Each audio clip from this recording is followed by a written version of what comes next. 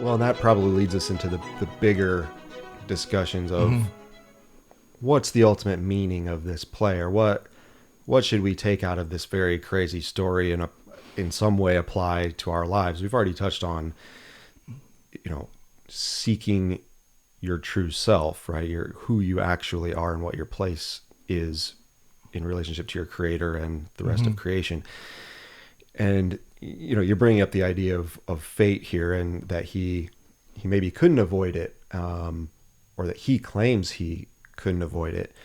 And the psychologist Carl Jung has an interesting line. He says, until you make the unconscious conscious, it will direct your life and you'll end up calling it fate. So what that might mean is that if you're unwilling to actually look, to have sight, to become aware and conscious of what's actually going on, if you're willing to live in that dreamlike state, or that unaware state, oblivious state, that is what will guide your life. And at the end, you'll go, well, I guess that's just the way it was meant to be. When really, if you'd have paid more attention, if you'd have been more conscious, you could have perhaps seen some of the clues along the way. You've been more aware of who you are and what the world has in front of you, and maybe directed your life in a way that would lead you to become a more realized self, an actualized person, what Jung calls individuation. Like you become you. And so the idea of fate is a tricky one, because it makes total sense, especially for all people, but especially for ancient Greek people, where you're observing the world and you see good people end up in horrible situations, or terrible people end up in beneficial situations. And you think, how is that possible? When you're good, you should end up in a good place. When you're bad things should happen. And that's not the way the world works. And so ancient peoples invented an idea that, well, it's the gods, it's destiny, it's fate. This was preordained, that this is how it was going to be. And that's the answer. And we as modern people have developed the notion that, no, we are very self-determined. We choose our path. We can direct our own lives because we're autonomous beings, and we don't believe in this destiny, that things are determined for us or anything like that. And what we also have to realize, though, is that there are some things that are forever true. They are fated in a sense. The two key ones being that you are going to die. You can't escape that. That is your fate. And along the way, throughout life, you will suffer to some extent, some more than others, but there will be times that we all can imagine where things are going to be horrible for you. So the idea of fate and blaming fate for whatever strange circumstances we find ourselves in, on one hand, it's a little absurd, but on the other, it kind of makes sense. And we do know that in some ways our lives are fated. So then the question becomes, well, then what do we do about it? For Oedipus, he still remains blind to most of it, right? He doesn't necessarily want the truth. For us, it's to try to gain as much consciousness as possible, to try to see what's in front of us, to try to make good decisions.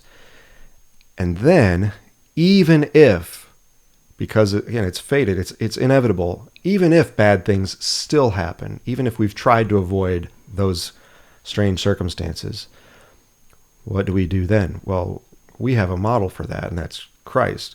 Christ didn't do anything wrong either, and yet he accepted the fate that was set out for him, that God had sent him for a purpose, and you still have a purpose, and your task is to still live in the model of Christ, even if it wasn't your fault. And that is it's a heavy thing to wrap your brain around, because it's easy to blame other people. It's easy to say, oh, he caused this to happen, or the gods must hate me. It's all a cruel plan against humans. What Christ teaches us is that even if there are things that are perhaps what we might call destined to happen, or that are going to be true no matter what, you can still face them and do what is right for God's glory, even if it's suffering here on earth, if it's punishing now, there is still the right path to take. And so when I read a play like this, that is, told by ancient peoples, and it's told in this world of however many dozens of gods there were, and it's a very either pagan or polytheistic worldview. When I read pieces like this, and what I think would be useful for students in our classes is think how much more illuminating it is to look at it from a Christian worldview. Mm-hmm. That if we can if we could put ourselves in these positions and use Christ as a model, how much more conscious of life we can be, mm-hmm. and hopefully we can avoid some of the blindness that curses some of these characters. Think about Oedipus, right? He's the ultimate leader. Yeah, I mean, he's the one who cures the land. He's the savior of the land. He solves the riddle and brings peace and harmony back in some way, mm-hmm. to the land. Well, leaders are ultimately responsible. Everyone's ultimately responsible, but especially leaders. And Oedipus, instead of running away from that responsibility, which he's been touting the whole time, mm-hmm. he's the great, right? So mm-hmm. if you're the great, then you take it. And what he could have done at the end, it's not as dramatic, but it's more realistic for the reality here, for the real world, is what if at the end he says, I see now. I see the mistakes I've made. I should have been more careful at the crossroads. And even though I was sort of defending myself, I should not have struck another person down and killed him. Mm-hmm. I am sorry for that. I should have been more aware of Tiresias's wisdom, or the wisdom of Creon, or even Jocasta. Anyone else around me who was willing to give me counsel, I should have been more open to mm-hmm. it. I understand where I've gone wrong. And from now going forward, in order to keep the land, Thebes, stable, I'm going to be much more careful and be an even better leader going forward. Well, that's what a responsible leader would do. Mm-hmm. Again, not as impactful, right, to gouge your own eyes out, but that's what leaders should do, is even if maybe it wasn't entirely my fault, you say, I see now, I accept it, and I will do my best going forward to take care of everybody because I'm responsible. And again, that's what Christ does, right? Mm-hmm. Christ didn't do anything wrong, and yet he went on the cross and said, I'll be responsible. I'll handle it. And that's a powerful thing. That's what leaders do, and that's what we're all called to do, whether we're in positions of power or we're a nobody.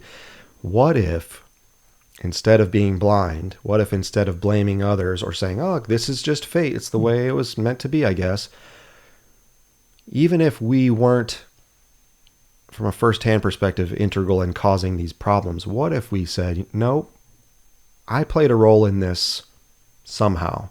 Maybe in my own small way, it had an effect on everything else around, and I could have done things better.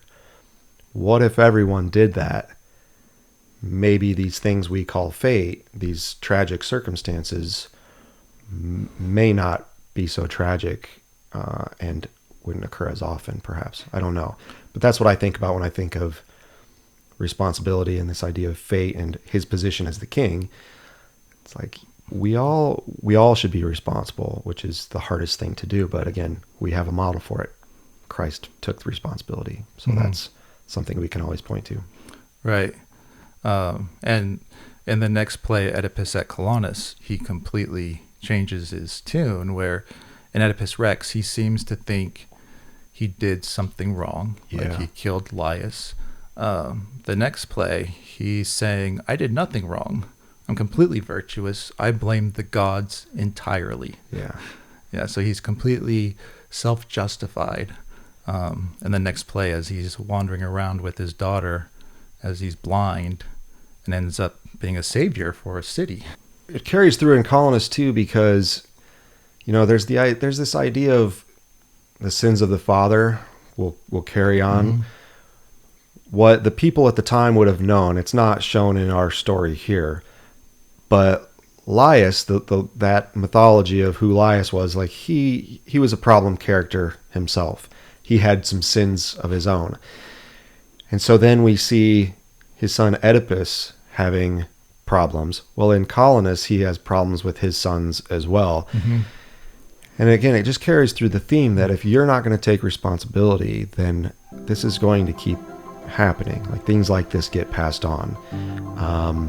And so, yeah, the plays that follow in the trilogy, some of those threads get resolved, but others you can see the carryover from the previous plays. And it's, again, the tragedy continues.